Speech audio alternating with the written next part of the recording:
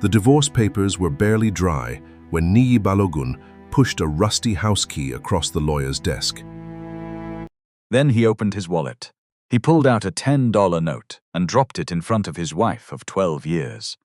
"For lunch," he said, "until you figure out what to do with that useless house." Ronke Coker stared at the money. 12 years. 12 years of managing his home, solving problems he never noticed, sacrificing the career she once wanted.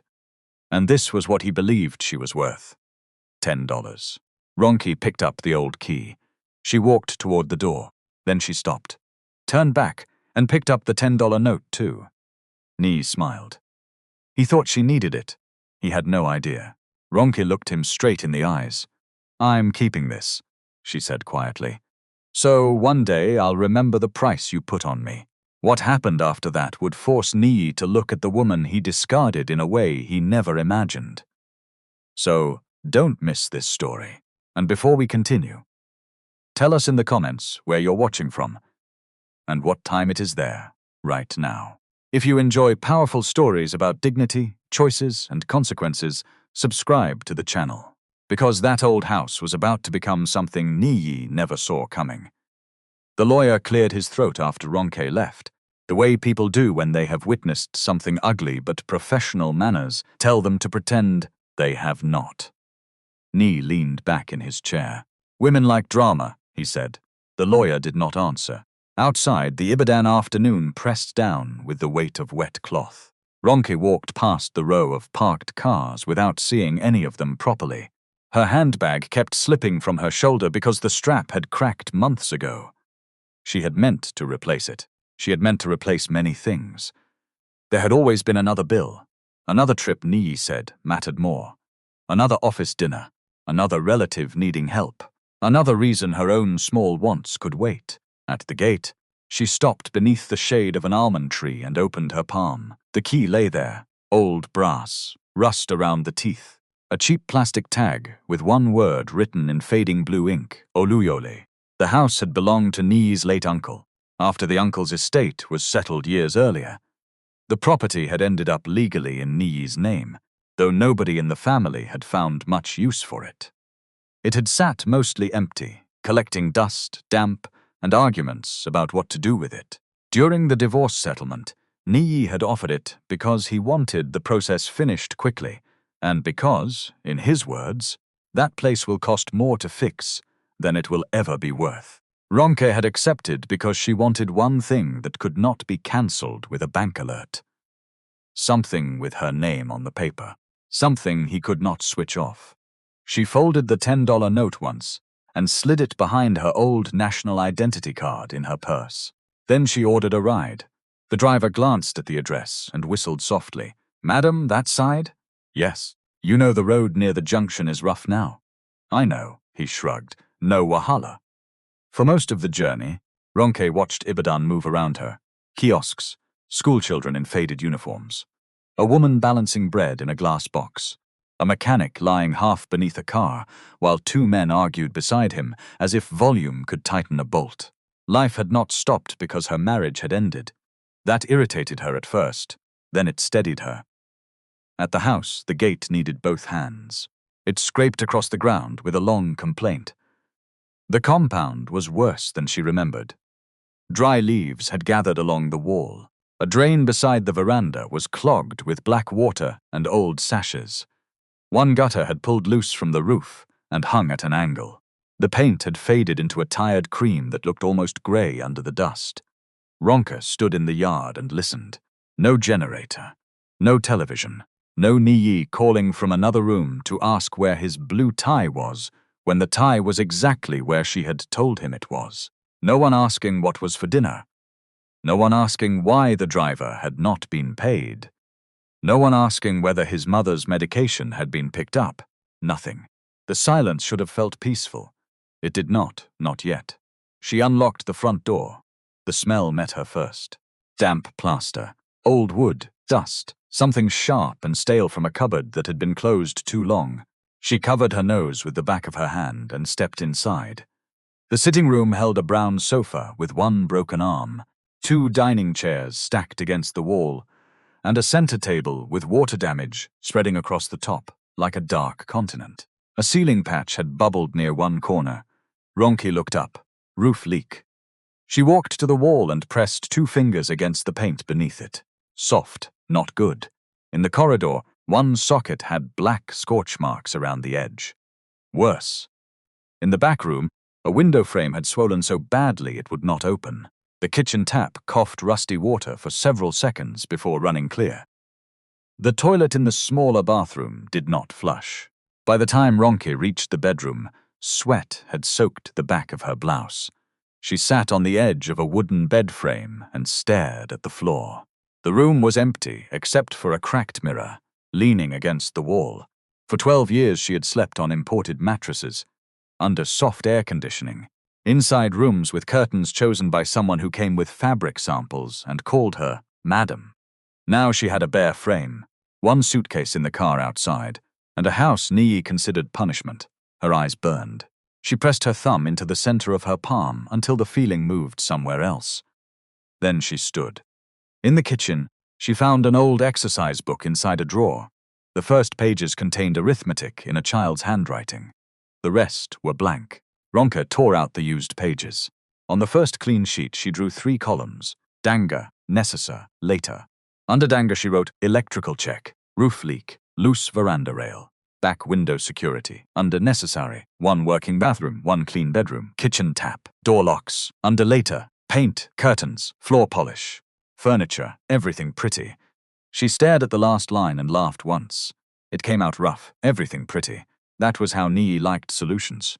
Finished, smooth, expensive enough that nobody had to see the ugly stages. Ronke knew better. Before marriage, she had studied building technology at the Polytechnic, Ibadan. She had worked for almost 2 years with a small renovation and interiors outfit run by a woman who could estimate timber by sight and catch a bad measurement before the apprentice finished writing it down. Ronke had loved that work. Then marriage came, then relocation for Niyi's projects, then family expectations. Then the steady little compromises that never looked like surrender because each one came with a reasonable explanation. You can return next year. We need you at home for now. My company is taking off. Give me time. Why struggle for salary when I can provide? She had not woken one morning and abandoned herself. It had happened in teaspoons. Standing in that dusty kitchen, Ronke realized something that frightened her more than the bad wiring. She no longer knew whether the woman who had once loved plans, measurements, and work boots was still inside her. There was only one way to find out. She called an electrician. The first man quoted a figure that made her stomach tighten. The second was cheaper, but wanted to replace half the house without testing anything. The third arrived the following morning with a small tool bag, listened to her questions, and spent 40 minutes checking circuits before speaking. Madam, some parts are old, yes, but no need to condemn everything. This kitchen line is the worst. And this socket, he pointed to the scorch mark. You don't use it until I change it.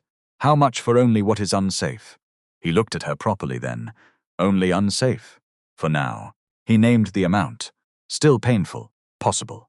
Ronke wrote it down. Next came the roof. That was how she met Musabello. He was not a roofer. He was a carpenter who had come because the man she called to inspect the ceiling said the damaged timber around one section needed another eye. Musa arrived in a mustard work shirt with a pencil behind his ear and dust already on his boots. He greeted her, looked at the ceiling, then asked for a ladder. I don't have one. He nodded as if this confirmed something. Then first lesson of owning Old House. Old House will humble your shopping list. Ronke almost smiled. He borrowed a ladder from the compound next door, climbed into the roof space, and came down 10 minutes later. Leak is not your biggest problem. What is? Some wood around that side has started weakening. Small area. If you leave because you want to paint first, one day rain will teach you project management. Ronke folded her arms. You always talk like this? Only when building is trying to warn somebody. He gave her a rough breakdown and told her which parts required a roofer and which he could handle. She checked the numbers, then checked them again. Musa noticed. You worked construction before? Long time ago. What does that mean? It means your questions are not housewife questions. The words landed badly. Musa saw it. He removed the pencil from behind his ear. I mean, no insult, I know. But Ronke was tired of categories that came with invisible fences. Housewife questions, women's work, men's money. Niyi's company, her home. She closed the notebook. Give me the labor separate from materials. Musa's eyebrows rose. Ah, what? Nothing. Say it. He grinned. The old you is not dead. He did not know there had been an old her. But Ronke heard the sentence anyway. For the next 3 weeks, she lived inside inconvenience. One usable room, one repaired bathroom, a bucket under the leak until the roof team came. Meals bought from a woman 2 streets away when the kitchen work made cooking impossible. She slept with a standing fan beside the bed and woke whenever power went off because silence had become its own alarm. At first, she hated every small discomfort because it felt like evidence Niyi had been right. Then the house started changing. Not beautifully, honestly. A safe socket where the burned one had been. A lock that caught properly. Dry plaster beneath the roof patch. A window that opened without 2 people pulling. A bathroom that worked. Progress was less glamorous than she remembered. It was also addictive. One Saturday morning, while Ronke was sanding the edge of the old center table in the veranda, a woman from the next compound leaned over the wall. Sorry, are you the new owner? Ronke pushed her goggles up. Yes, my name is Sade. I have been meaning to greet you, but every day one man is entering with ladder, another one with wire. I said, let me wait until the house stops fighting everybody. Ronke laughed. It was the first proper laugh she had managed in weeks. Sad Williams was 60, maybe a little younger, maybe a little older. She wore an emerald green wrapper that morning and carried herself with the unhurried certainty of somebody who had survived enough foolishness to stop rushing for other people's emergencies. Her eyes moved to the table. You are repairing that. Trying to. My sister has 2 dining chairs. Good wood, bad condition. She wants to throw them away. Ronke paused. Why?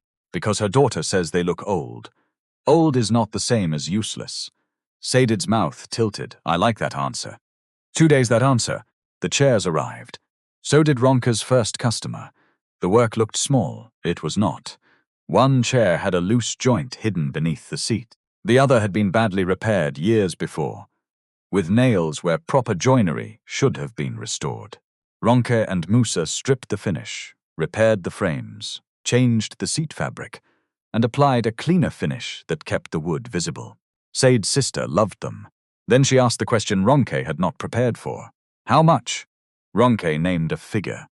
Musa, standing behind her, made a sound in his throat. The woman paid immediately. After she left, Ronke turned. What was that noise? What noise? Musa. He wiped his hands on a rag. Madam, did you calculate labor? Yes, whose labor? She frowned. Both of us. How many hours? Ronke did not answer. Transport? She looked away. Consumables? Silence. Electricity when generator was on. Musa's tool where? Musa. He nodded. Exactly. Ronke exhaled. I didn't want to scare her with the price. Then do charity and call it charity. Don't do business and call your labor free. She stiffened. He continued before she could answer. If you price work like your labor is free, one day you will discover the customer believed you. The veranda went quiet. It was only a business lesson. But Ronke heard 12 years inside it. She looked down at her hands. Dust sat inside the lines of her palms. Niyi had never said her labor was worth nothing. Not exactly.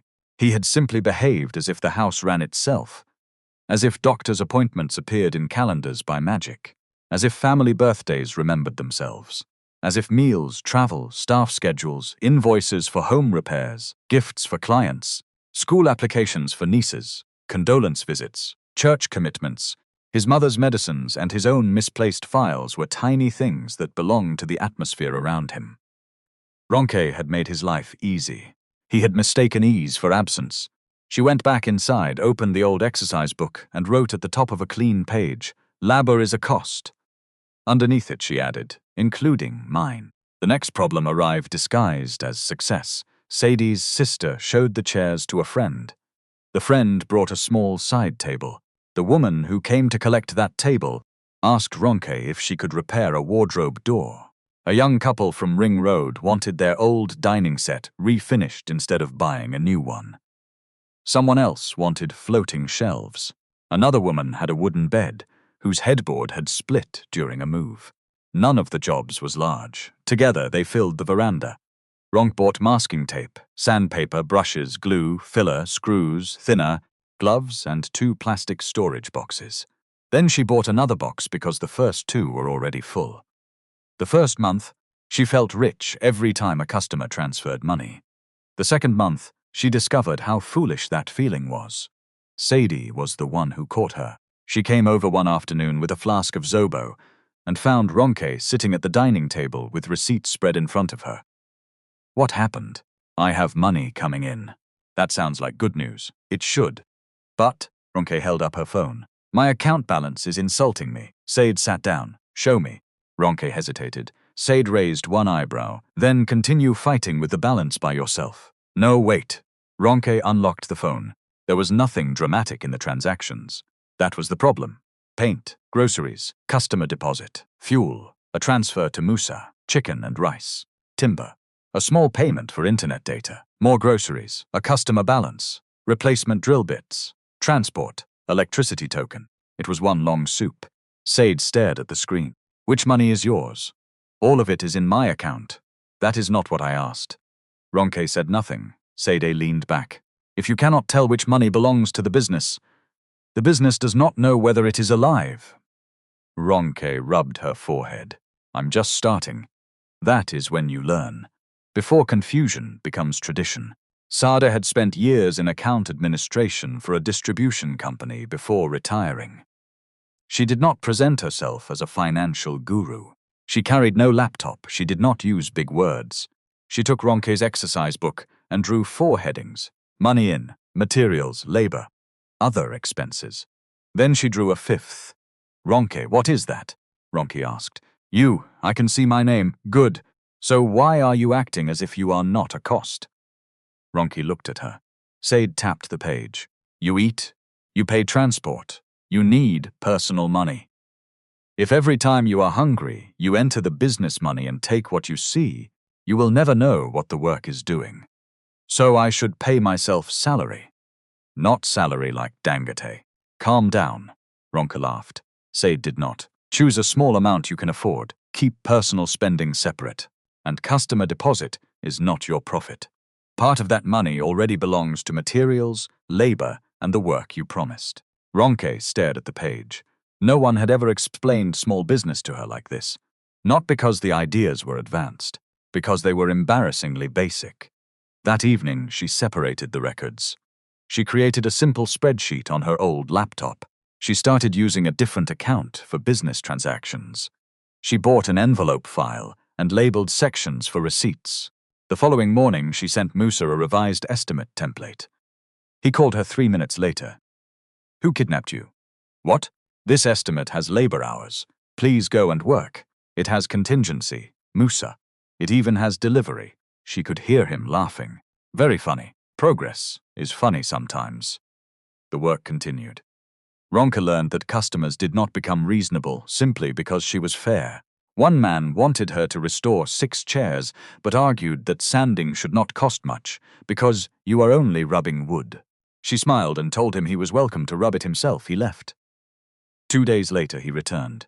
Another customer approved fabric, changed her mind after the seats were finished, then expected Ronke to absorb the cost. Ronke nearly agreed. Old instinct. Keep peace, avoid conflict, solve it quietly. Then she heard Musa's voice in her head. Do charity and call it charity. She showed the customer the approved message and explained the cost of changing the fabric. The woman frowned.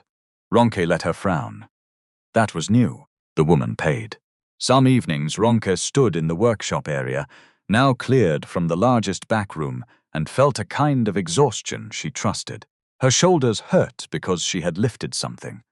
Her feet hurt because she had been standing. Her mind hurt because she had solved problems. It was different from the tiredness of spending a whole day managing things no one would remember by dinner. She did not romanticize it. There were days she missed comfort. There were nights when rain hit the roof, and she remembered the silence of Niyi's newer house, the generator that came on automatically, the water heater, the soft mattress they had bought in Lagos. There were mornings when she looked at the cracked tile near her bathroom and thought, "What am I doing?" Then a customer would come to collect a repaired table and run her hand across the wood, as if seeing an old friend restored. Or Musa would send a photograph of a joint before closing it up, because Ronke had insisted they document work properly. Or Sade would appear with her notebook and say, "Your numbers are improving, but your receipt-keeping is still behaving like village gossip." And Ronke would continue. 3 months after the divorce, she printed her first proper invoice with a name at the top. Coca Restoration and Interiors. She stared at it for so long the printer went quiet. The name was not clever. She liked that. No promise of luxury, no global, no empire, just her surname and the work. She put the invoice inside an envelope for a customer who had ordered a restored console table. Before sealing it, she ran her thumb once over the printed name. Her own name, not Mrs. Balagan, not Niyi's wife, not Madame from the house, Coca. She sealed the envelope. 2 weeks later, she saw Niyi again. It was at his cousin's 40th birthday lunch in Bodija. Ronke had considered not going.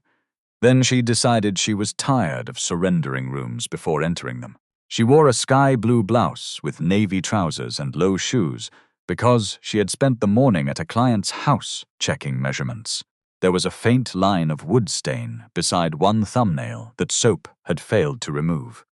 She noticed it only when she reached the restaurant. Too late. For the first half hour, Niyi kept his distance. He was in a cobalt suit, white shirt, burgundy tie. He looked exactly like the version of himself he had spent years of constructing. Successful, controlled, expensive without appearing to try. People moved around him easily. He knew how to make a room feel as if he had organized it. Ronke sat with 2 women she knew from the family and talked about ordinary things. A nephew's university admission, someone's new baby, the terrible parking outside. She was almost beginning to relax when Niyi appeared beside her chair. "Can we talk?" One of the women suddenly became very interested in her phone. Ronke stood. They walked toward a quieter corner near the balcony. Niyi looked at her clothes first, then her hands. "You came from work?" "Yes." He gave a small smile. "I heard about the furniture thing." "The furniture thing?" "You know what I mean. I know what you said." He exhaled through his nose. "Ronke, I'm not here to fight." "Neither am I. I just think you are making life unnecessarily hard for yourself." She waited. Niyi reached into his jacket, took out his phone and tapped the screen. "I can set up a monthly transfer for a while, until you settle properly." Ronke looked at him. There was no mockery in his face now. That almost made it worse. He genuinely believed he was being generous. "I don't need that. You are living in a half-broken house. It is less broken than when I entered and working on chairs. For now." He lowered his voice. "You don't have to prove anything to me." Ronke held his gaze. "I'm not." His mouth tightened slightly. "You always do this." "Do what?" "Turn simple things into statements." Ronke almost answered. Then she stopped. For years, that sentence had worked on her. It made her question whether her discomfort was legitimate, whether a boundary was drama, whether wanting something was ingratitude. This time it had nowhere to land. "I have settled," she said. "On chairs. For now." He looked at the stain near her thumbnail. Something in his face softened into pity. Ronke hated pity more than the $10, but she did not argue with it. She went back to the table and finished her food. That night, instead of crying, she opened her laptop and reviewed 3 pending estimates. One was for a cafe. The owner, a woman named Dami Johnson, had found Ronke through a customer. Dami wanted to refresh a small cafe without shutting the place for too long. The budget was tight. The existing tables were scratched, several chairs were unstable, and the counterfront had water damage near one end. Ronke had visited twice. She knew the job could move her business forward. She also knew it could bury her. Dami wanted the cafe reopened fully in 8 days. Musa said 12. Ronke thought they could do 10 if everything behaved. Everything never behaved. She called Dami the next morning. I need to adjust the program. There was a pause. To what? 10 working days if we phase it. You can keep the front section open for the first part. Then we switch. That is longer than what we discussed. Yes, I have already planned around 8 days. I know. So what changed? Ronke looked at the schedule spread on the table. Nothing had changed. That was the problem. She had wanted the job so badly, she had agreed to a timeline before fully pricing the risk. I reviewed the sequence properly, she said. If I promise 8, I will be promising the best case version of every single task. I don't want to sell you that. Dami was quiet. Ronke's stomach tightened. She could hear the lost job already. Then Dami said, "Send me the phased plan." Ronke closed her eyes for half a second. I will, and no surprise extra charges. Anything outside the agreed scope gets approved first. Good. The call ended. Musa, sitting across the room repairing a cabinet door, looked up. You told her 10? Yes, good. You were the one saying 12. I included 2 days for your panic. Ronke threw a pencil at him. He caught it. The cafe job became the first time Coca Restoration had to operate like a real team, rather than a collection of people helping Ronke complete tasks. There were delivery times, dependencies, dust control. Areas Dami needed open for customers. A plumber who arrived late because another job held him. One batch of finish that came out slightly different from the sample and had to be corrected before it spread across 6 tables. On day 4, one of the workers suggested they cover a warped panel rather than replace it because nobody will see. Ronke stared at him. I will see. The man laughed. Ronke did not. Remove it. That cost time. It also prevented a future failure. On day 7, Dami walked through the nearly completed cafe and stopped beside the restored counter. You kept this? The frame was good. I thought you would tell me to replace everything. Why? Isn't that how contractors make money? Ronke smiled. Some. And you? I make money when the job makes sense. Dami ran her fingers over the repaired edge. That is a dangerous answer for your industry. It is a useful answer for mine. They finished in 10 working days. Not perfectly. A delivery came late. One wall needed a second correction. Ronke spent an evening redoing 2 invoices because she had entered material quantities wrongly. But the cafe reopened. Customers sat on restored chairs. Dami paid the balance. Then she asked Ronke for cards to leave near the counter. That evening, Ronke brought malt drinks for the team. Musa raised his bottle. To 10 days. Ronke clinked hers against it. To not promising 8. She was learning. Success did not mean saying yes faster. Sometimes it meant knowing what to refuse. The cafe brought more work. It also created the most dangerous month Ronke had faced since the divorce. There were 4 active jobs at once. Money moved through the business faster than before. For the first time, she had enough signed work to feel secure. Then a client delayed payment. Not 1 day, not 3. 3 weeks. The amount was large enough to matter. Ronke had already purchased materials and paid part of the labor from the deposit. The remaining balance was supposed to cover the next stage and replenish working cash. It did not arrive. The client stopped answering calls in the morning and replied to messages at night with variations of, "We are processing it." Processing became Ronke's least favorite word. On a Thursday afternoon, Musa stood in the workshop with 2 other tradesmen waiting for payment due that day. Ronke checked her account. Not enough. She could pay them and leave almost nothing for herself and the next material order, or delay them. She looked at Musa. He did not ask for sympathy. That helped. How much can you release today? He asked. All of what I owe you. And after that, I will manage. Musa's face changed, not softened, sharpened. Don't manage with my money. Ronke blinked. I said, I'm paying you. I heard. I'm telling you something for next time. If cash is tight, tell people before payment day. Don't become silent and hope miracle enters account. Ronke felt defensive. I wasn't going to cheat anybody. I didn't say you were. Then what are you saying? That good intention does not pay transport. The other 2 men looked away. Ronke's cheeks heated. Musa continued calmer now. You want people to treat your work like work. Treat their own the same way. If problem day, talk early. It stung because he was right. Ronke paid them. After they left, she went to her bedroom and opened the drawer where she kept old documents. The $10 note was inside her purse. She took it out. By then, the note had become almost ridiculous. It could not solve anything. It could not buy the timber she needed. It could not pay Musa. It could not rescue her cash flow. Still, she stared at it. For one dangerous minute, she imagined calling Niyi. Not for the $10. For real money. He would send it. She knew he would. Then every doubt he had about her would become a story he could tell himself forever.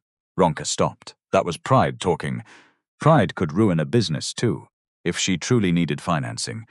The mature thing would be to seek appropriate financing, not reject all help because of Niyi. The point was not to suffer beautifully. The point was to stop being dependent on a man who used dependence as evidence against her. She folded the note and returned it to the purse. Then she opened the client agreement. The overdue customer had requested additional work twice after the original scope. Ronke had allowed it because she wanted to keep them happy. Neither variation had been properly priced before work started. There it was, her old habit again. Peace first. Clarity later. She called the client. This time when his assistant said he was unavailable, Ronke replied, "Then please inform him that all further work is paused until the outstanding invoice is settled and the additional scope is approved in writing." The assistant became alert.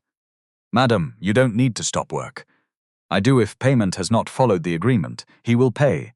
I believe he will. The work resumes when he does." The transfer came the next morning. No screaming, no public fight. No wealthy person intervened. A contract had simply become real when Ronke stopped treating her own terms as suggestions. That afternoon, she called Musa. "I should have warned you earlier yesterday." "Yes." She waited for him to soften it. He did not. Ronke smiled despite herself. "I have changed the cash flow sheet. I'm also building a small labor reserve." "Good, and you are very annoying. That one is not business expense. It is free," she laughed. Then she went back to work. By the 6th month, people had started using a phrase Ronke did not entirely trust. "You are doing well." It came from customers, relatives, women who had once asked whether she would move back to Niyi, men who had never shown interest in her work, but now wanted to know whether restoration was profitable these days. Doing well sounded simple from the outside. Inside the business, Ronke could name every place the sentence was lying. The drill needed servicing. One customer had still not approved a final fabric sample. The workshop roof leaked once during a heavy storm, though not from the original repair. A supplier had increased the price of foam without warning. Sade had discovered 2 receipts Ronke had shoved into a handbag and forgotten, and Ronke had spent the previous Sunday afternoon working because she had underestimated how long a cabinet restoration would take. Still, something was changing. The house no longer looked abandoned. The front veranda had been cleaned and repaired. Ronke kept 2 restored chairs there for clients who came to discuss jobs. The former back bedroom had become a proper workroom with wall-mounted shelves, labeled storage bins, and a long table Musa built from reclaimed timber. The old sitting room remained plain, but the water-damaged center table now stood in the middle, with its grain visible beneath a warm, matte finish. Ronke had repaired it herself.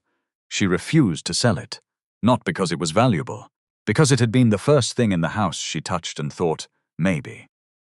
One Tuesday, Sade arrived with a small calculator in one hand and a look Ronke had learned to fear. "What?" Ronke asked. "Sit down. I don't like when you say it like that. Your liking has never balanced an account." Ronke sat. Sade opened the ledger. "You are busier. Yes. You are earning more. Yes. You are also spending more." Ronke sighed. "We need materials." "I know. I am not accusing you. I am telling you not to confuse movement with growth." Ronke leaned forward. Sade pointed to 3 months of figures. "See this, revenue increased. Good. But this month, you accepted 2 jobs with thinner margin because you wanted the referrals. They were good clients. Maybe. But good client that makes you work for nothing is still expensive. Ronke nodded slowly. Sade tapped another line. And you are buying small quantities too often. Transport is eating you. So I should buy in bulk, when you know you will use it. Not because bulk sounds like big business. Ronke smiled. Sade did not. I am serious. I know. Small business dies from trying to look big.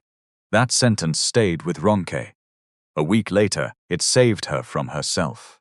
A man who had seen the cafe job came to the workshop and asked if she could renovate 3 short-let apartments at once. The number he mentioned made her pulse jump. 3 units, paint, built-ins, wardrobe repairs, kitchen cabinet updates, lighting changes, furniture repairs. The biggest possible contract she had seen. He wanted it done quickly, very quickly. Ronke spent one evening estimating and another trying to convince herself the timeline could work. By midnight, the numbers were no longer numbers. They were temptation. The next morning she called Musa. If we take all 3 at once? No, you didn't even ask the timeline. I know the timeline. You told me yesterday. What if we bring more hands? Which hands? I can find before promise. Ronke went quiet. He continued. You can do 1 unit properly.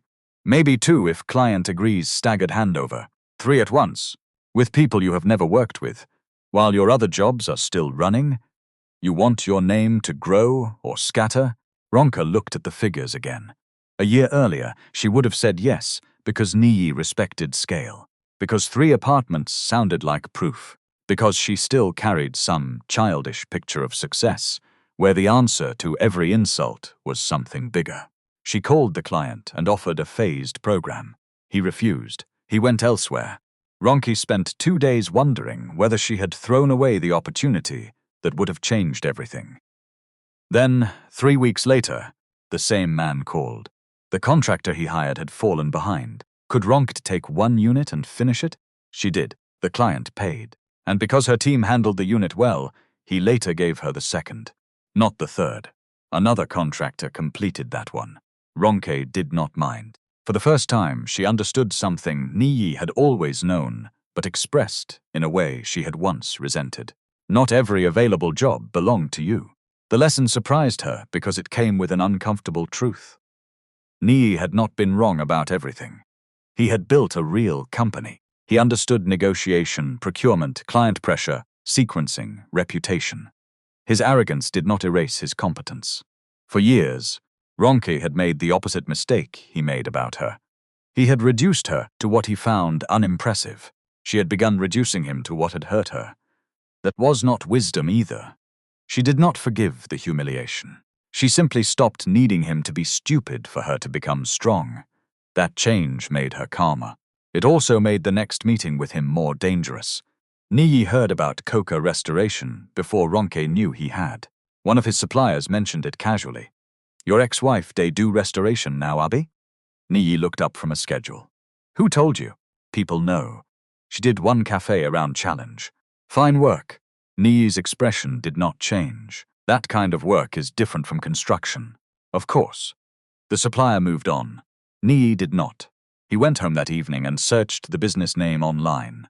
There was no sophisticated website, just a modest page with photographs of completed jobs, a contact number and short captions explaining what had been repaired rather than replaced. One post showed an old dining table with damaged veneer, restored for a family who wanted to keep it because it had belonged to their mother. Another showed the cafe. Another showed a built-in wardrobe Ronke had redesigned around an awkward column rather than tearing out the whole unit. Niyi scrolled without expression. Then he reached a photograph of Ronke standing beside Musa and 2 other workers after a handover. She wore a light blue work shirt, dark navy trousers and safety shoes. Her hair was pulled back. She was not posing like the woman he remembered from dinners and family events. She was holding a clipboard. Niyi stared at the photograph, then locked the phone. The next time he saw Ronke was at a naming ceremony. He did not ask about chairs. He asked, "How many people are working with you now?" Ronke noticed the change immediately. Depends on the project. Full-time. 1 assistant. Others are independent tradespeople, so it is still mostly subcontracting. Yes, Niyi nodded. Ronke almost smiled. There he was. He needed the category. Small, temporary, not yet serious. But unlike before, his questions had details. That meant he is your company. Ronke asked. Busy. You finished the Akobo development. His eyes narrowed slightly. You follow my projects? It was on your company page. For a second they stood there like two people who had once shared a bedroom and now did not know how much professional courtesy was too much. Then someone called Niyi. He left. Ronke watched him go and felt something strange. Not triumph, not pain, distance. Real distance. The marriage had once filled the whole room of her life. Now it occupied a corner. A significant corner, but a corner. That night she slept well. Months 7 and 8 were better. Not easier, better. Ronke built a small reserve account. She became stricter about deposits. She stopped buying materials before clients confirmed selections. She started photographing hidden work before closing walls or panels, not for drama, but for records. When a customer questioned whether a rotten support had really needed replacement, Ronke could show the condition before and after. When another customer asked why a repair cost more than expected, she could show the approved variation. Documentation reduced arguments. It did not eliminate them. Some people did not want proof. They wanted a discount. Ronke learned to tell the difference. One morning, a young woman named Titi arrived at the gate with a note from Dami at the cafe. Titi was 22, finished with secondary school, and had spent 2 years helping an uncle who made furniture but did not formally train her. She said, "You might need somebody," Titi told Ronke. "I need somebody who can work. I can work." Everybody says that. Titi lifted her chin. "Test me." Ronke liked that answer too much, so she hid it. She gave Titi a damaged stool to strip and prepare. The young woman worked too fast. She scratched the surface in 2 places. Ronke stopped her. "Why are you rushing? I want to finish." "Finish what?" "The stool or the wood." Titi frowned. Ronke took the scraper from her. "This part is not punishment. It is preparation. If you destroy what you are trying to repair, speed has done nothing for you." Titi looked embarrassed. Ronke handed the tool back. Again, Titi stayed. At first, she came 3 days a week. Ronke paid a modest training allowance and defined what she was learning. Moose insisted on that. "No free labor because person they learn," he said. Ronke agreed. She remembered too clearly what it felt like for work to disappear because someone else did not count it. Titi learned sanding, preparation, measuring, basic finishing, and, just as important, how to write down what she had done. Ronke learned something too. Teaching exposed every place her own method was vague. "Don't just say, 'Make it clean,'" Saad told her once. "Clean according to what standard are you now auditing dust?" "If dust is affecting customer work, yes," Ronke groaned. But she wrote a checklist. By month 9, the workshop had rules. Not many. Tools returned to their places, measurements written, not remembered, changes approved before execution. No one climbed anything unstable because the proper ladder was far. Protect customer flaws before messy work. If you make a mistake, report it early. If you do not know, ask. The last rule mattered most. Niyi had spent years surrounding himself with people who often told him they knew, because admitting uncertainty around him felt dangerous. Ronke did not want that kind of company. She wanted people to say, "I don't know," before they turned ignorance into damage. That principle was tested during a wardrobe installation in Jericho. Titi noticed that a wall line was slightly off from the measurement Ronke had recorded earlier. She nearly kept quiet because the panels had already arrived. Then she remembered the rule. "Madam Ronke." Ronke was checking hinges. "Yes? I think this measurement is not matching." Ronke checked. Titi was right. The wall had a slight irregularity that their first measurement had missed. The easy response would have been anger. The expensive material was already there. Ronke felt the anger rise anyway. Then she asked the only useful question. "What can we adjust without compromising the fit?" Musa came over. They redesigned the side trim. It cost time. But the installation worked. On the drive home, Titi was unusually quiet. "What?" Ronke asked. "I thought you would shout." "Why?" "Because mistake." "Whose mistake?" Titi looked confused. "We measured together," Ronke said. "You noticed before installation." That is not the time I should punish you for speaking. Titi stared out the window. Ronke did not ask what kind of places had taught the young woman to expect the opposite. She knew enough places like that existed. The house kept changing in small increments. The sitting room was painted last. Ronke chose a soft, neutral cream. Not because it was fashionable, but because it held light well. She kept the old teal front door after repairing and repainting it instead of replacing it. The crack on one section of the workshop wall was stabilized and repaired structurally, but a faint line remained visible beneath the finish. Musa offered to skim it again. Ronke shook her head. Leave it. It will show. I know. You like stress. Maybe. She liked the line. The wall was safe. It did not need to pretend it had never cracked. Around month 11, Ronke received a call from a number she did not know. The caller introduced himself as an estate agent representing an interested buyer. Which property? Ronke asked. Your house in Oluyole. It is not for sale. The buyer is prepared to make a strong offer. It is still not for sale. Madam, you may want to hear the figure first. Ronke almost ended the call. Then curiosity won. She heard the figure and sat down. It was not life-changing wealth, but it was serious money. Enough to move somewhere more polished. Enough to rent a separate workshop. Enough to put money aside and remove several uncertainties from her life. Who is the buyer? She asked. The agent hesitated. That was enough, Ronke knew. Niyi? Silence. I'll call you back, the man said. You don't need to. She ended the call. 2 days later, Niyi came himself. He arrived after 4 in the afternoon in a dark vehicle that looked too polished beside the workshop dust. Ronke was outside with Titi, checking a pair of cabinet doors laid across supports. She saw him through the gate. For a moment, the past moved faster than her body. Her stomach tightened. Then she wiped her hands and walked over. Niyi, Ronke. His eyes traveled across the compound. There was no disguising his surprise. The old house he remembered as a burden now had purpose everywhere. Timber stored off the ground. A delivery board. Samples hung on one wall. 2 completed side tables waiting for collection. Titi wearing eye protection while she worked. Musa at the back speaking with a supplier.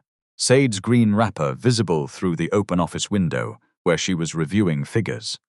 The property was still not luxurious. That made the transformation harder for Niyi to dismiss. Nothing here had happened because somebody poured money over it. It had been organized into usefulness. Niyi looked at Ronke. I see you have done quite a lot, enough to keep me busy. Can we talk inside? Ronke led him to the sitting room. He stopped when he saw the old center table. You kept this thing? Yes. Why? It still works. He ran one finger over the top. You always hated throwing things away. No, I hate throwing useful things away. He glanced at her. There were too many meanings available in the sentence. Ronke refused to choose one for him. They sat. Niyi came straight to the point. I made the offer. I know. It is above what I think the property is worth in its current condition. Then, why offer it? He crossed one leg over the other. The area is changing. There may be redevelopment opportunities later. And I would rather deal with you directly than pretend otherwise. Ronke appreciated the honesty. She also did not fully believe that was all. How much time do you need? He asked to decide. Yes, I don't. His brow moved. You haven't even considered it. I have. For 2 days. For nearly a year. That does not make sense. It does to me. Niyi leaned forward. Ronke, this is a good offer. You can take the money, buy somewhere comfortable, rent a proper commercial space, and stop mixing your house with all this. All this. You know what I mean. Yes, work, he exhaled. I am trying to speak practically. So am I. Then be practical. Property is property. Sentiment is sentiment. Ronke looked toward the doorway. Beyond it, she could hear Titi asking Musa a question about hinge placement. A year earlier, Niyi's offer would have terrified her because it would have forced one question. Can I survive without this house? That was no longer the question. She could survive. She knew it now. The house had become more than shelter. It held the workshop, storage, a modest office, client meetings, and the system she had built. Moving was possible, but it would interrupt operations and require capital she would rather use elsewhere. More importantly, she did not want to sell simply because a bigger number had entered the room. Niyi watched her. "Take the money," he said. "You have proved your point." Ronke went still. There it was. The sentence that finally made the decision easy. He still thought the whole thing was about him. The old house, the work, the business, every difficult month. In his mind, they were one long response to his insult. Ronke almost felt sorry for him, not because he was weak, because his imagination had become so central to himself that he could not picture her life having a purpose unrelated to his judgment. She stood. "I'm not selling." Niyi remained seated. "Because of what I said that day?" "No, then why?" "Because I use this property. You can use another one." "Yes, then." "I'm not selling, Niyi." The firmness in her voice ended the negotiation. He stood slowly. At the door, he looked back at the room. "You have changed." Ronke thought about it. "No," she said. "I have had time to hear myself again." He left without answering. That evening, Ronke sat alone in the workshop after everyone had gone. The offer amount was still in her notebook. She did not tear it out. She did not need theater. It was a good offer. Maybe one day she would regret refusing it. Real decisions did not come with guarantees. She turned to a clean page. At the top, she wrote, "What are we building now? Not what am I surviving? Not what will prove Niyi wrong. What are we building?" That question changed everything. The answer did not arrive as a vision. It arrived as a list. Ronke spent the next Sunday at the dining table with Sade, Musa, and too much tea. On one sheet she wrote what the business did well: repair, restoration, custom joinery, small renovation, working around occupied spaces, keeping what could be kept. On another sheet she wrote what they did badly: too dependent on Ronke for every decision. No standard supplier review. Weak scheduling when several jobs overlapped. No clear process for snagging after handover. Poor storage for certain materials. Musa added one line himself. "Madam likes to say yes before checking calendar." Ronke stared at him. "You came here to help or insult me? Both can happen." Sade covered her mouth to hide a smile. Ronke crossed out Musa's sentence, then wrote it again more neatly. "Sales commitments sometimes exceed capacity." Musa pointed. "See grammar trying to escape responsibility." This time Sade laughed openly. Ronke threw the pen at both of them, but she kept the line. That meeting became the beginning of the next version of Coca restoration. Ronke created a basic intake form for new jobs. Not every customer needed a long consultation. Some only needed a chair repaired. But larger jobs now started with the same questions. What is the client trying to achieve? What must stay? What can change? What is the real deadline? Who approves cost changes? Who gives access? What existing damage has already been documented? She also stopped allowing customers to call every worker directly. At first, that sounded controlling. Then one client gave Musa an instruction that contradicted what Ronke had approved. Another told Titi to just add shelves as if extra timber and labor existed inside the air. Ronke learned quickly. Changes came through one channel. Titi became better, not magically. She still rushed when nervous. She still measured twice, only after Ronke asked whether she had measured twice. But her hands became more patient. She learned how grain responded under sanding. She could identify when a chair joint needed more than glue. She began taking photographs of stages without being told. One afternoon, a client praised a small bedside cabinet Titi had helped finish. Titi smiled so widely that Musa said, "Close your mouth before sawdust enter." The pride stayed on her face all day, Ronke noticed. She began to understand that building a business had changed shape again. At first, success had meant getting paid. Then it meant surviving cash flow. Now it included whether the people working with her were becoming more capable, not merely more tired. That created another uncomfortable problem. Training took time. Time cost money. Mistakes cost money. There were weeks when doing the job herself would have been faster. But if Ronke did everything because she was fastest, the business would never grow beyond the reach of her own hands. So she learned to let Titi do work that took longer. She learned to inspect without snatching tools away. She learned to correct once, instead of 5 times in 5 different moods. And when Titi damaged a piece of trim through carelessness, Ronke made her help calculate the replacement cost. Not to humiliate her, to connect action with consequence. "Do I have to pay for it?" Titi asked quietly. No. Relief flooded her face. "But write the cost." "Why?" "Because mistakes become cheap in your mind when somebody else always pays for them." Titi wrote it down. The next month, she did not make that mistake again. By the end of the first year, the business had enough repeat work that Ronke no longer accepted every inquiry. That was when Niyi finally stopped treating her like someone playing with furniture. A property owner in Dugbay contacted both companies about work on an older office building. The job was not huge, but it included repair and modification instead of full replacement. Niyi's company had handled previous construction for one of the owner's relatives. Ronke came through a recommendation from Dami. Neither got the job immediately. The owner only wanted preliminary discussions and budget options. Niyi found out Ronke had been invited when his project manager mentioned her name. "Coca Restoration?" Niyi asked. "Yes, sir. They are looking at the refurbishment side." "They?" "The client." Niyi looked down at the file. "Fine," he said, nothing else. 2 days later, Ronkova received a message. "Can we meet for coffee?" She knew the number. She considered ignoring it. Then she replied. 30 minutes. Tomorrow. 1 p.m. They met at a quiet cafe in Bodia. Niyi arrived first. He had taken off his jacket and rolled his sleeves once. Ronke remembered when that sight used to mean he had come home tired and would want food before conversation. The memory passed through her without stopping. She sat. "What did you want to discuss?" Niyi did not waste time. "The Dugby property." "What about it?" "You know my company is looking at it." "Yes, and you are also looking at it." "Yes." You don't think there is a conflict between two companies speaking to the same client?" "Between us," Ronke almost laughed. "No, Ronk." "What?" "You know the kind of work we do." "I do."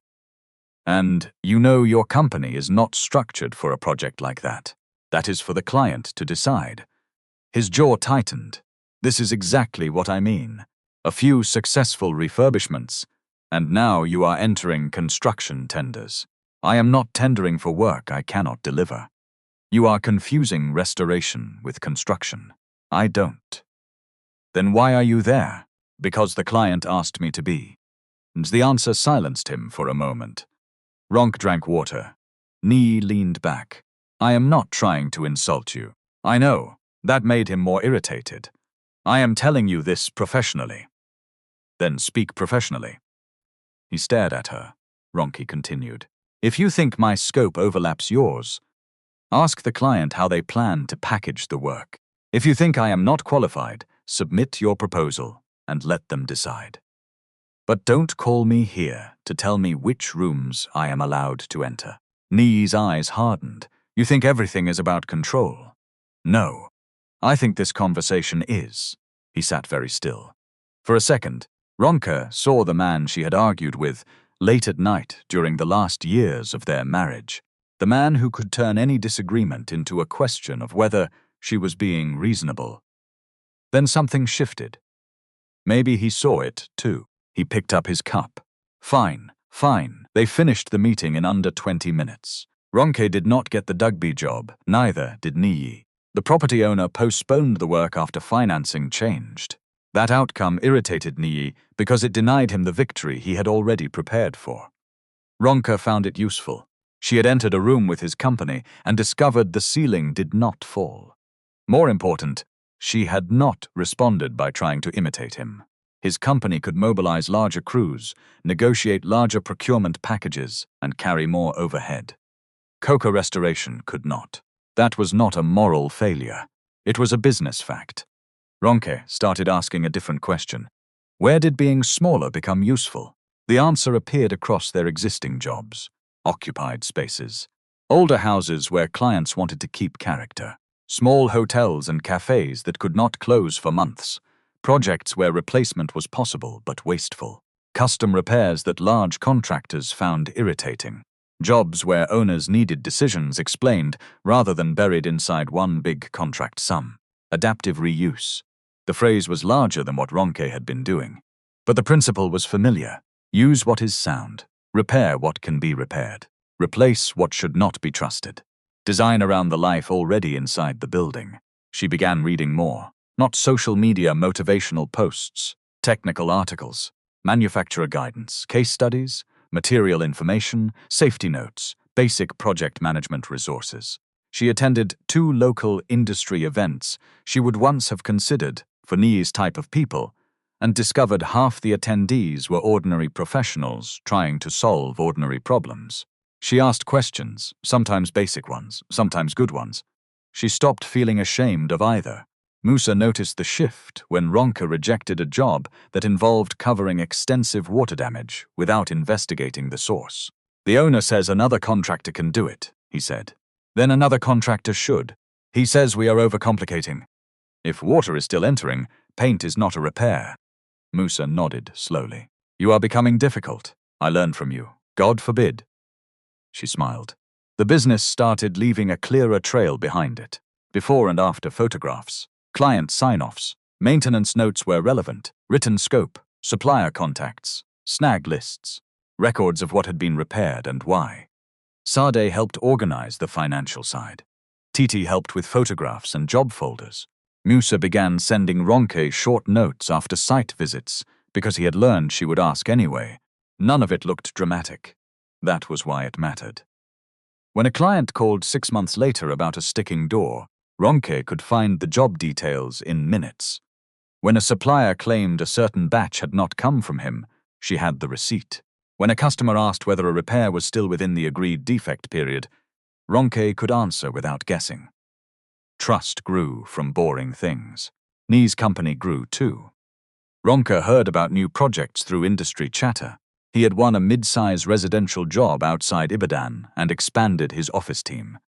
His life was not collapsing because she was succeeding. That fact mattered to the story more than Ronke first understood. There would be no universe correcting the balance by ruining him. He had built competence, he still had it. Justice did not require his destruction. It required something harder. He would one day have to see Ronke clearly without losing himself as an excuse. That day came closer during a site walk for a private residence where the owner wanted a major renovation. Ronke was there to assess whether several older timber elements could be kept. Niyi's company had been invited separately to price structural alterations and newer construction work. The client had not planned for them to meet. They did. Niyi stood near the rear extension with his project manager when Ronke entered wearing a light blue shirt, navy trousers and safety boots. He looked at her hard hat. She looked at his. Neither smiled. The client, Mr. George, seemed unaware that he had created a social problem. "Ah, you know each other?" "Yes," Ronke said. "Very well," Niyi added. Mr. George beamed. "Even better. I want people who can cooperate. My wife wants to save these old doors. I think we should replace everything." Ronke examined one of the doors. "Some can be saved, not all." Mr. George looked pleased. Niyi asked, "Which ones would you keep?" The question was professional. Ronke answered professionally. They spent 20 minutes discussing openings, old frames, moisture damage, and sequencing. At one point, Niyi disagreed with her suggestion for keeping one built-in unit because other works might damage it. He was right. Ronke said so. His project manager looked between them as if expecting thunder. Nothing happened. Later, when Ronke proposed removing and storing 2 salvageable doors before demolition around them, Niyi considered it and nodded.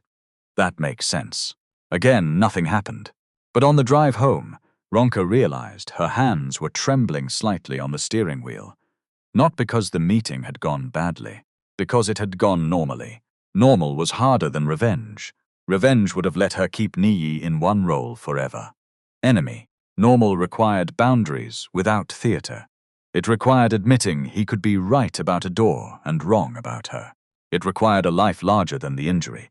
When she told Sade, the older woman listened without interrupting. Then she said, "Good. That's all? What do you want? Trumpet?" "I don't know. You worked with your former husband on a building matter and nobody died." Ronke laughed. Sade took a sip of tea. "That is how you know healing is becoming boring." Ronke stopped laughing. The sentence pleased her. Boring healing. No dramatic reconciliation. No public apology. Just fewer rooms controlled by old pain. Months 13 through 16 passed with steady work. Coca Restoration hired a second permanent assistant for coordination and kept the rest of the field team flexible by project. Ronke resisted the temptation to rent a glossy office simply because clients sometimes expected one. Instead, she improved the front room of the old house into a proper consultation space. Sate approved because the rent was zero. Musa approved because clients stopped sitting near his timber offcuts. Titi approved because Ronke let her choose one wall for material samples. You cannot put everything there, Ronke warned. I know. You said that last time. I know better now. That sentence is dangerous. They argued for an hour and ended with a sample wall both liked. One afternoon, Dami from the cafe called. I have somebody you should meet. What kind of somebody? The kind that may give you work if you don't start behaving suspicious. I am always suspicious when you say it like that. Dami lowered her voice dramatically. A family I know is developing an old property into a boutique guest house. Ronke straightened. How old? Old enough that the father wants to preserve everything, and the daughter wants to remove everything. That sounds peaceful. I thought of you. Because I enjoy conflict. Because you enjoy telling people a chair still has life. Ronke smiled. Send me the contact. Dami did. The property sat on a large compound in Ibadan, an older two-story building that had once been a family residence. It was not a palace. It had good proportions, shaded verandas, heavy timber doors, terrazzo in parts of the ground floor, later additions of mixed quality and several years of neglect. The family wanted to turn it into a small guest house and event-friendly hospitality property without wiping away every sign of its age. They also had a budget, a real one. Not unlimited. Ronke visited with Musa for the first walkthrough. By the time she reached the back staircase, her pulse had changed. This was bigger than anything they had done. Not just physically. The project required coordination across building works, finishes, electrical updates, plumbing, joinery, furniture reuse, guest disruption planning for later phases, and a level of documentation their smaller jobs had only begun preparing them for. The client representative, a woman named Grace Daniels, walked beside them with a folder under her arm. We are speaking to several firms, Grace said. Ronke nodded. I would expect that. We may package the work, or appoint one lead depending on proposals. Understood. Grace stopped beside an old timber balustrade. My father wants this kept. Musa examined it. Some sections can stay, some should not. Grace smiled. That is the first honest answer I have heard this week. Ronke looked at Musa. He did not react. Of course he did not.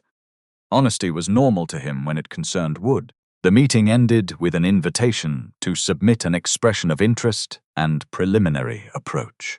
Ronke waited until they were back in the vehicle before speaking. This is too big.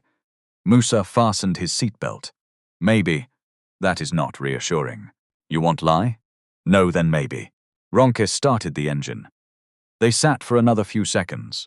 Musa looked back at the building through the windscreen. Question. What?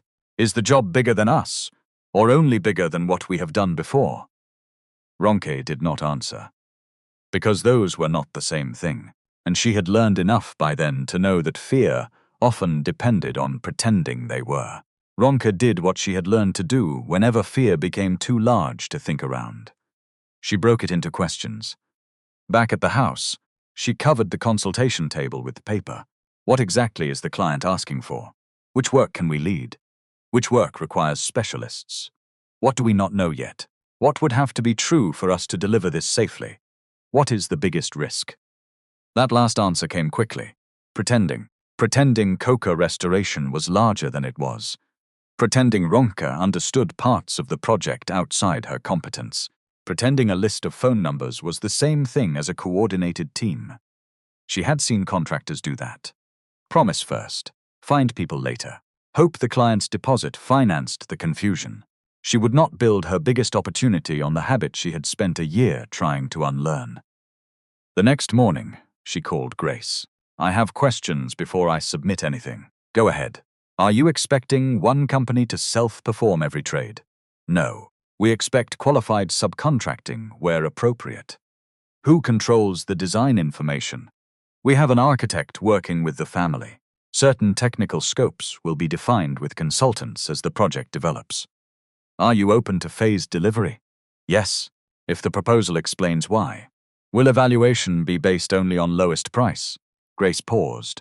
No, Ronke wrote that down. What matters most? Cost matters, program matters, but so does what you plan to keep, what you plan to replace, how you control change, and whether we believe your team can actually do what is written on paper. Ronke smiled slightly. That was fair. Terrifying. Fair. For the next 2 weeks, she treated the opportunity as work, not destiny. She asked an architect she had previously worked alongside on a smaller project to review parts of the existing condition with the client's design team. She obtained specialist input where necessary, rather than guessing. Musa identified joinery that deserved retention and pieces that were beyond sensible repair. Ronke spoke to electrical and plumbing contractors she had used before and asked for availability, capacity, and preliminary rates. She did not tell any of them the job was won. That mattered. Interest was not a contract. Shortlisting was not revenue. Possible work was not money in the bank. Sade repeated that last sentence twice because Ronke had already started mentally spending a deposit that did not exist. Let the imaginary money rest, Sade said. I am planning. You are buying a new dust extractor with money living only inside hope. I did not buy it. You opened the website. Ronke glared at her. Sade turned the laptop away. No, the first submission was modest. Company profile, relevant jobs, references, approach to retention and replacement, outline program, team structure, risk notes. Not a brochure full of words like excellence and world-class. Ronke had no interest in adjectives she could not invoice. 3 days after she submitted, Grace called. You are on the next list. Ronke gripped the phone. How many firms? 4. Okay. We will send more information for the next stage. Thank you, Grace continued. One thing. You should know Balagun Developments is also on the list. Ronke went quiet. Grace misread the silence. Is that a problem? No. You know them? Yes. How? Ronke looked across the workshop at Titi, who was measuring a drawer front. The owner is my former husband. This time Grace went quiet. Ronke almost laughed. Does that create a problem for your process? She asked. Not from our side. Does it create one for yours? No good. Then we evaluate companies, not marriages. That is exactly what I want. After the call, Ronke remained still for several seconds. Musa looked over. What? Niyi's company is shortlisted. He nodded. That is not surprise. No, you want withdraw? Ronke looked at him sharply. Why would I withdraw? Musa shrugged. Then why are you looking like person that swallowed screw? She laughed despite herself. No reason. There was a reason. The contract had changed shape in her mind. 10 minutes earlier, it had been an opportunity. Now it had become a test. That was dangerous. Ronke went to the bathroom, washed her hands, and stared at herself in the mirror. You are not bidding against your divorce, she said aloud. The woman in the mirror looked tired. She said it again. You are bidding for work. That evening, she took the $10 note from the drawer. It had not moved in months. She almost laughed at herself for keeping it. Then she realized the note no longer hurt the way it used to. It had become a bad measurement taken at the beginning of a job, important only because everything afterward had proved it wrong. Ronke put it back. The next stage documents arrived. The job was even more complicated than the first visit suggested. Certain rooms could be stripped back early. Others had features the family wanted preserved. Some services needed upgrading. The client wanted a portion of the property operational before the entire project was complete, which meant sequencing mattered almost as much as construction. Coca Restoration had an advantage there. They had spent a year working inside spaces where life continued around them. But the project scale exposed their weakness immediately. Procurement. One late material order could affect several trades. Working capital. Ronke could not casually finance major purchases while waiting for reimbursement. Supervision. She could not physically be in every room. Documentation. A bigger project produced bigger consequences for every vague instruction. She called a meeting. Musa arrived first. Sade came with her ledger. Titi sat near the end of the table, surprised to be included. Ronke put the opportunity documents in the middle. I need everybody to tell me why we should not do this. Titi blinked. Musa smiled. Sade nodded. For the next hour, they tried to kill the idea.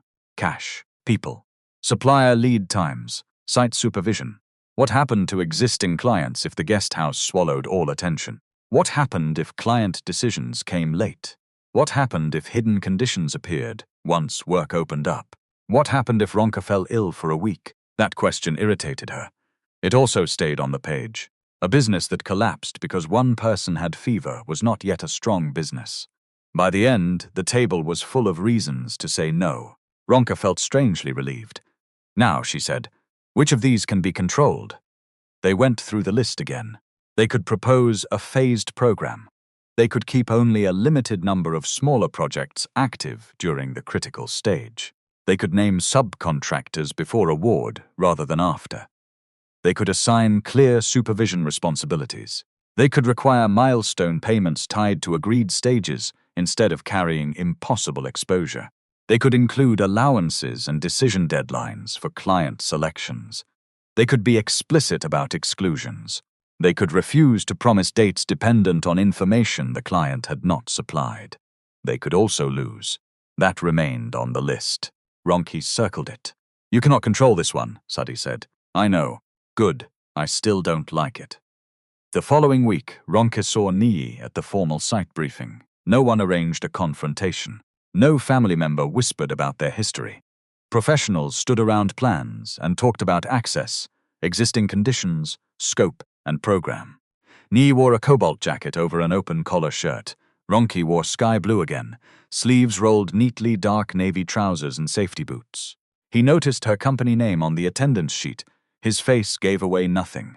During the walkthrough, he asked sharp questions. Good questions. Ronke listened. His project manager questioned whether retaining certain old joinery would cost more than replacement. Musa answered before Ronke could. Some will, some won't. You assess piece by piece. Niyi looked at him. And you are? Musa Bello, your role? Carpentry and joinery subcontractor. Niyi nodded. No disrespect. That surprised Ronke more than it should have.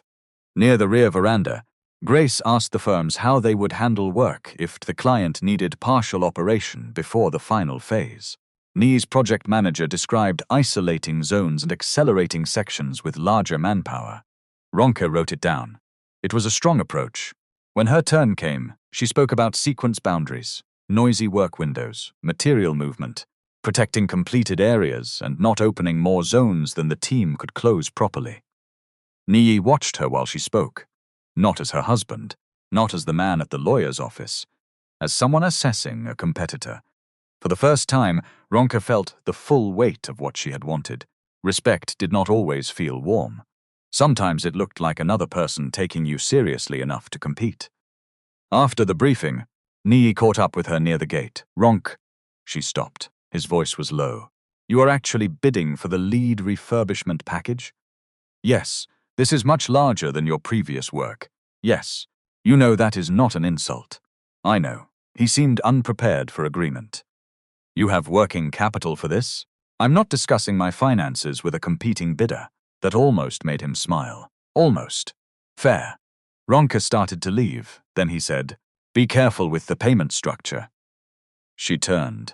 Niyi looked toward the building rather than at her. Family projects like this can change scope if decisions are not controlled. Don't carry their changes for free. For 1 second, Ronke did not know what to do with the advice. It was useful. It was also the kind of thing he might once have said to a junior colleague and never imagined saying to her. Thank you, she said. He nodded. Then they walked to separate cars. That night, Ronke added one more line to the proposal notes. Client changes require written cost and program impact before execution. She did not care that the reminder came from Niyi. Good advice did not become poison because of the mouth that delivered it. The next challenge was price. Ronke had learned enough to fear a number that looked attractive simply because it was lower. The client sent clearer quantities and scope information. Suppliers returned rates. Subcontractors sent estimates. Ronke and Sade spent hours separating costs. Musa sat through part of one session until the figures made him restless. "This line for joinery is too low," he said. Ronke checked. "That is your own number. That was before final details. You sent it yesterday. I saw the drawings better this morning." Ronke stared at him. He held up both hands. "Better I tell you now." She wanted to complain. Then she remembered the rule. Report mistakes early. She adjusted the number. The total rose. Sade looked at the bottom line. "Still workable? Yes. Competitive? I don't know. Good." Ronke frowned. "Why is that good?" "Because, if you know another company's price without being told, I will start asking questions." Ronke smiled. They worked until after 9. At one point, Ronke lowered a material allowance because she was afraid the total looked too high. Saad noticed. "Why did you change that? We may negotiate better." "May?" "Yes. Do you have the lower quote?" "No, then you are using prayer as procurement." Ronke put the number back. On submission morning, the price still frightened her. Not because it was outrageous. Because it was honest. She knew Niyi's company might secure better bulk rates in places. She knew they could spread some overhead differently. She knew a larger contractor could absorb certain risks more comfortably. She also knew she would not win by buying the contract with a loss. Ronke submitted the proposal. Then she went back to a much smaller job repairing a damaged kitchen cabinet. That saved her sanity. Big opportunity or not, somebody still needed a hinge aligned. The waiting period was worse than the submission. There was nothing useful for Ronke to do to the proposal now. She could not sand it smoother, could not tighten a screw, could not call Grace every morning and ask whether competence had been recognized yet. So she worked. A kitchen cabinet in Apata, a set of dining chairs in Bodia, a small reception desk for a clinic, 2 doors in a house where the owner had been told they needed replacement and Musa proved they needed adjustment. Not burial, ordinary work. Necessary work. 3 days later, Grace called. "We would like you to attend a presentation next Thursday." Ronke's hand stopped above the notebook. "All 4 firms." 3, okay. You will have 40 minutes including questions." "Understood." Grace hesitated. "Ronke, I am telling every firm this. Please do not spend your presentation telling us you are passionate." Ronke smiled. "What do you want? Tell us what you will do when things go wrong." That sentence changed her preparation. At first, Ronke had planned to lead with photographs of successful work. Now she built the presentation around decisions. What happens when hidden damage appears? What happens when a client selection is late? What happens when a subcontractor falls behind? What happens when an existing item costs more to restore than replace? What happens when a phase cannot safely open on the planned date? What happens when the client asks for a change halfway through? Ronke did not promise perfection. She promised a method. Sade listened to the first rehearsal and said, "Too many words." Ronke removed 6 slides. Musa listened to the second and said, "You are talking like those people on conference stage." "What does that mean?" "You are using English to hide simple thing." Ronke removed more words. Titi listened to the third and asked, "If they ask how many people we have, what will you say?" "The truth."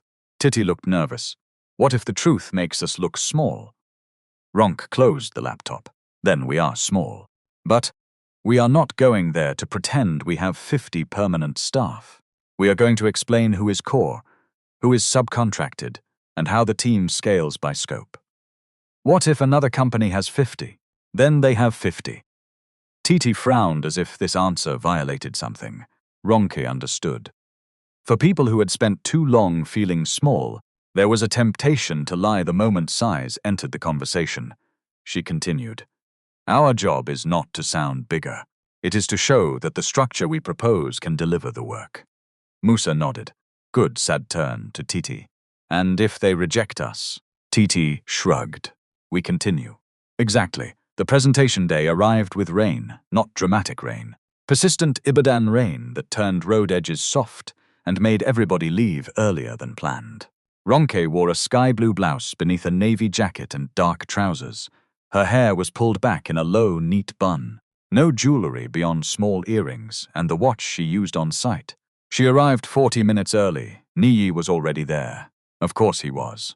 He stood near the reception area with two members of his team, cobalt suit, white shirt, calm face. He looked at Ronke. She looked at him.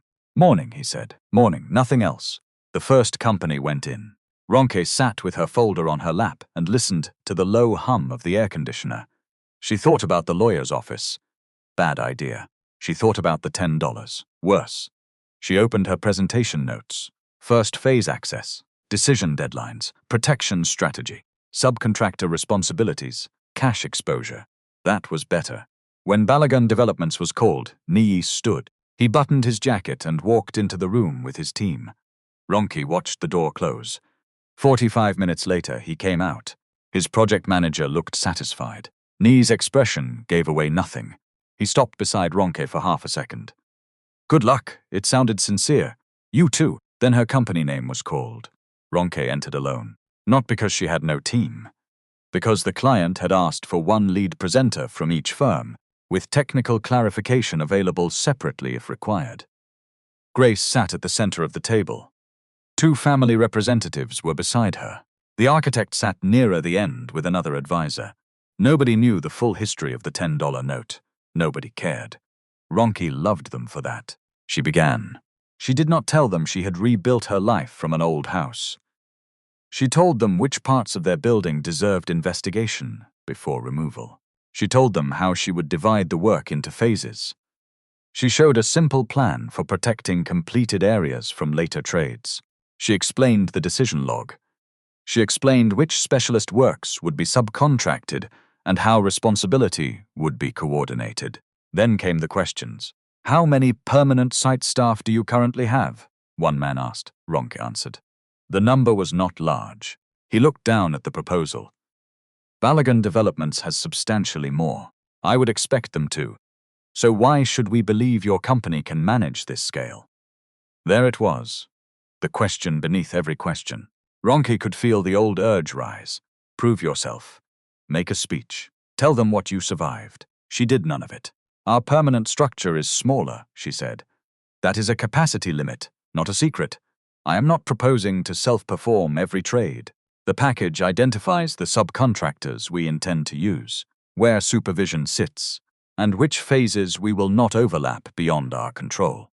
If you require one firm with a large permanent labor force, ready to deploy broadly at once, we are not the strongest candidate.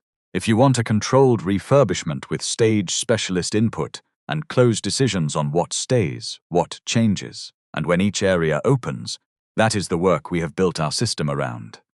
The room was quiet. The architect asked, "What if you discover hidden damage that makes one of your retention assumptions uneconomic?" "We document it, price the alternatives and recommend based on safety, function, life cycle, and cost. Retention is not religion. Some things should be replaced." Grace leaned forward. "What happens if we insist on keeping something your technical team advises against?" Ronke paused. "If it is merely a preference disagreement, we document the decision and proceed within what is safe and workable. If it creates a safety or professional issue we cannot responsibly carry, we do not hide that inside the job." One of the family representatives frowned. "You would refuse, if necessary, even on a contract this size?" Ronke thought of every time she had once said yes because no felt too expensive. "Yes." The questions continued. Payment milestones, program risk, late selections, access, variation control. Ronke answered what she knew. Twice, she said. "I would need to confirm that with the relevant specialist rather than guess." The first time, it frightened her. The second time, it did not. At the end, Grace closed the folder. "Thank you." Ronke stood. Outside, Niyi was gone. She drove back to Oli Oli in silence. When she entered the workshop, Titi nearly ran into her. "How was it?" "I did not faint." "That is not what I asked." Musa looked up from a workbench. "Did you lie?" "No, then good." Said appeared from the office. "Did you reduce the price at the last minute?" "No, then better." Ronke put her folder down. "They may still choose Niyi." Sade shrugged. "Yes." Titi looked offended by how easily the older woman said it. Ronke did not. For the first time, she understood the strange freedom of having done enough. Not everything. Enough. The decision took 6 days. On the 4th day, Ronke stopped checking her phone every 5 minutes. On the 5th, she almost believed she had stopped caring. On the 6th, Grace called at 11:17 in the morning, while Ronke was standing beside a client's staircase discussing damaged skirting. She saw the name and walked outside. "Hello. Good morning, Ronke. Good morning. I'll go straight to it.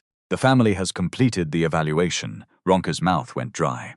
"We would like to appoint Coca Restoration as lead for the refurbishment and adaptive reuse package, subject to final contract documentation and the agreed specialist scopes." Ronke heard traffic somewhere beyond the compound wall. A horn, a motorcycle, a dog barking twice. The world continued its terrible habit of behaving normally during life-changing moments. "Ronke, yes, I'm here. Congratulations, thank you." Grace continued talking. "Contract meeting, clarifications, mobilization conditions, insurance documentation, final program." Ronke forced herself to listen. This was not the moment to become so emotional she missed the work attached to the victory. She wrote everything down. When the call ended, she remained outside for a full minute. Then she went back to the staircase. The client looked at her. "Everything okay?" Ronke glanced at the damaged skirting. "Yes," she crouched beside it. "Now, this section can be repaired, but this one has taken too much moisture." She finished the inspection before telling anyone. Back at the workshop, she called a meeting. Titi screamed. Actually screamed. Musa covered one ear. "Is contract won or somebody gave birth?" Sade did not scream. She asked, "Subject to what?" Ronke laughed so hard she had to sit down. "Of course that is your first question. Subject to what? Final documentation, specialist scope confirmation, program clarifications. Good. So celebrate today. Tomorrow we read everything." Titi stared at her. "Auntie say, can happiness breathe first? Happiness can breathe. Contract must also breathe." They bought food that evening and ate in the workshop. No champagne, no photographers, no social media announcement yet. Just rice, grilled chicken, soft drinks, and laughter at a table that had once been stacked against a damp wall. At some point, Ronke slipped away to her bedroom. She opened the drawer. The purse was there. Inside it, the $10 note. She took it out and held it between 2 fingers. She expected triumph. What she felt was embarrassment. Not for herself. For the importance she had once given the note. A cruel gesture had become a private relic because she had needed an enemy strong enough to push against. Now it was just paper. Niyi's insult had not built the company. Ronke had, Musa had, Sade had, Titi had. Every customer who paid, every worker who corrected a mistake, every estimate she nearly underpriced and then fixed, every difficult no, every ordinary Tuesday when nothing inspiring happened and they worked anyway. Ronke folded the note and put it back. Not because she still needed it, because forgetting was different from being free. 2 days later, she saw Niyi.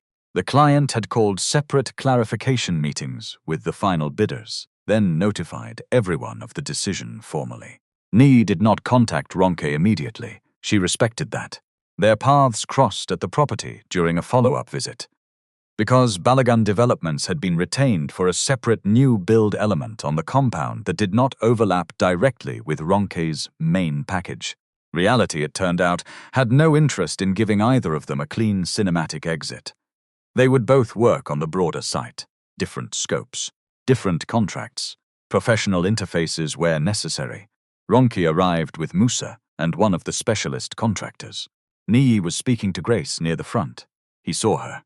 This time he came over. "Congratulations. Thank you. You gave them a good proposal." Ronke looked at him. "You saw it?" No, Grace gave feedback on why they split the packages. He glanced toward the old building. "They liked your phasing and retention approach. Yes, my team wanted more replacement." "I know." He smiled faintly. "Of course you do." For a second, neither spoke. Then Niyi said, "I was wrong about something." Ronke's body went alert. Old habits. She waited. He continued. "When you started with the house, I thought you were trying to punish me by struggling." Ronke almost smiled. "That sounds like you." He accepted the hit.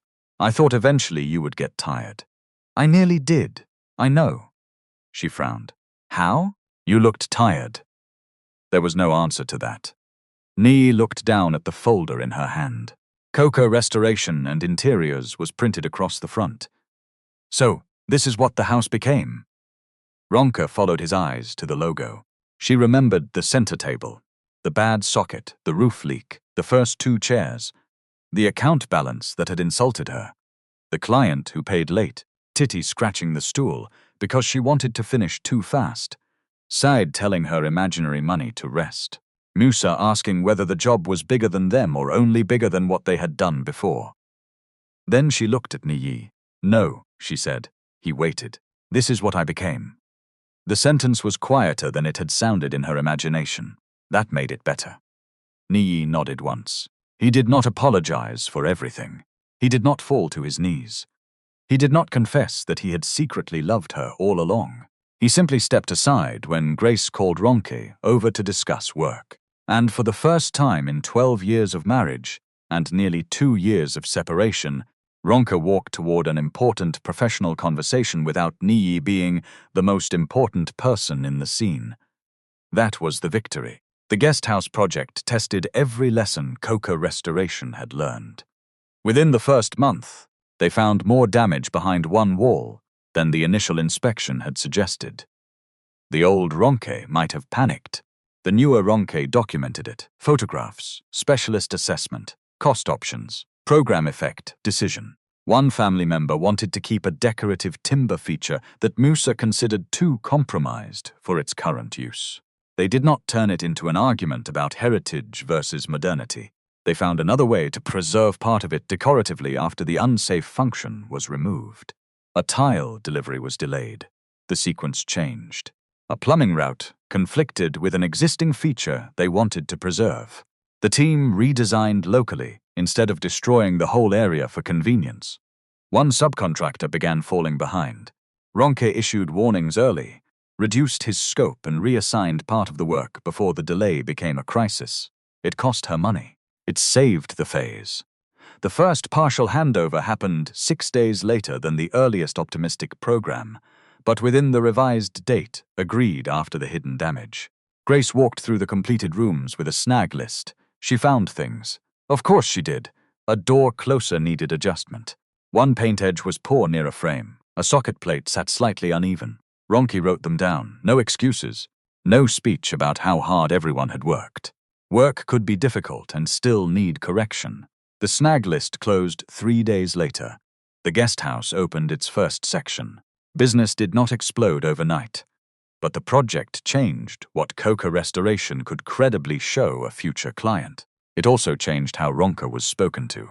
Suppliers who once asked whether your husband will approve the order now called her about project timelines. Clients who had once asked for the carpenter, while Ronke stood in front of them, now asked who was managing specific packages. Some still underestimated her. That did not disappear. The difference was that Ronke no longer spent her life trying to correct every person's imagination. She had work to do. About 3 months into the guest house project, Niyi called her directly. Do you have 5 minutes? For what? A project. Ronke sat straighter. Which project? He named a residential renovation Balogun Developments had recently taken on. The client wanted several existing timber elements and built-ins retained, but Niyi's team did not want to manage the restoration scope internally. We want you to price that package, he said. Ronke was silent. Ronke? I heard you. If you are not interested, say so. I didn't say that. Then, she looked around the office. The old house was quieter now, because much of the team was on site elsewhere. Sunlight crossed the floor. On one wall hung framed photographs of finished work. Not awards, not motivational quotes. Work. Niyi was offering a real commercial opportunity. There were several ways to destroy the moment. She could accept too quickly because it felt like vindication. She could refuse because revenge felt cleaner. She could give him a discount to prove she was no longer angry. All three would make the same mistake. They would treat the business as a message to Niyi. Send the scope, Ronke said. You will look at it? Yes. We need pricing quickly. How quickly? He told her. That is not enough time for a proper site review and price. Niyi paused. How much time? Ronke told him. We are under pressure. I understand. Can you help us? I can give you a preliminary indication by your date. Final price after site review. There was another pause. Then Niyi said, Fine. Payment terms? Ronke asked. We can discuss if your price works. No. Send your proposed subcontract terms with the scope. A soft laugh came through the phone. What? Ronke asked. Nothing, Niyi. I was remembering the woman who used to sign delivery notes without reading them because she trusted everybody. Ronke leaned back. That woman became expensive. So I see. He sent the documents. Ronke reviewed them with Sade. She priced the work with Musa. She changed 2 terms. Niyi's commercial person pushed back. Ronke pushed back too. They agreed. No favor, no punishment rate, no emotional surcharge, just work. At the first coordination meeting, Niyi introduced her to a client representative. This is Ronke Coca. Her company is handling the restoration package. Not my ex-wife. Not Ronke. Not somebody I know. Her company, handling the package. The introduction lasted 5 seconds. It gave her something a dramatic apology never could. Accuracy. Months later, on the 2nd anniversary of the day she moved into the old house, Ronke came home after dark. The guest house project was nearing completion. The Balagun subcontract had gone well enough that nobody needed to discuss the history behind it. Titi now handled simple restoration tasks, with limited supervision, and was learning estimating. Musa remained exactly as unwilling to flatter Ronke as he had been on the first day. Sade had finally accepted a regular part-time payment for the bookkeeping work she had been doing. Ronke had insisted, You cannot spend 1 year teaching me that labor has value and then refuse your own invoice, she told her. Sade had looked offended, then proud. The old house still needed things. Old houses always did. One gutter section would need attention before the next heavy rains. The kitchen cabinets were functional, but still not the design Ronke wanted. The compound paving was uneven near the back. There was always another list that no longer frightened her. She entered the workshop and switched on one light. Most of the tools were away. A half-finished side table stood on the bench. Titi had left a note beside it. Do not touch. I will fix the edge tomorrow, Ronke laughed. She walked to the wall where the old crack still showed faintly beneath the finish. Above it hung the company sign, Coca Restoration and Interiors. She ran her fingers along the wall. The crack had been made safe long ago. The line remained. She had stopped seeing it as damage. It was simply part of what the wall had been through. Ronke went to her bedroom and opened the drawer. The purse was still there. She pulled out the $10 note. For the first time, she considered throwing it away. Then she smiled. No, she did something else. She placed it inside the back page of the old exercise book, where she had written her first 3 columns. Danger. Necessary. Later.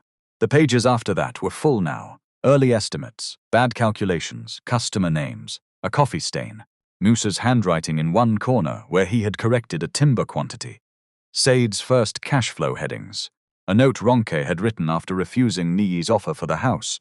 What are we building now? She closed the book. The $10 disappeared inside it exactly where it belonged. Not framed, not worshipped, not forgotten, just one page in a much larger record. There is a kind of work people notice only when it stops being done. The call that was always made. The bill that was always remembered. The person who kept the family calendar, managed the repairman, arranged the visit, checked the medicine, followed up the school form, adjusted the budget, calmed the conflict, stayed home when somebody else's career needed movement. Sometimes that work is shared fairly. Sometimes it is not. And sometimes a person spends so long performing invisible labor that even they forget it came from skills, planning, judgment, patience, negotiation, memory, care. Ronke's mistake was not that she stayed home for part of her marriage. Her mistake was allowing one arrangement to become the only measure of what she could do. Niyi's mistake was not that he earned more money. It was assuming income gave him the right to define value. Neither lesson required him to become poor for her to become whole. Neither required Ronke to pretend she had built everything alone. People helped her. Musa gave skill and truth. Sade gave discipline. Titi gave Ronke the responsibility of becoming the kind of leader she wished she had known earlier. Customers trusted her with work. Suppliers extended ordinary professional cooperation. The difference was simple. Help became part of what Ronke built. It did not replace her building it. She returned to the workshop, switched off the light, and stepped outside. The compound was dark except for the security lamp above the teal front door. Ronke locked the workshop, then the gate. For a moment, she stood in the quiet street with the keys in her hand. The same old brass house key was still on the ring, though the rust had been cleaned away. 2 years earlier, Niyi had pushed it across a lawyer's desk as if handing her the remains of a failed life. Now it opened her home, her office, her workshop, and tomorrow morning before 8, it would open again, because Musa had a delivery coming.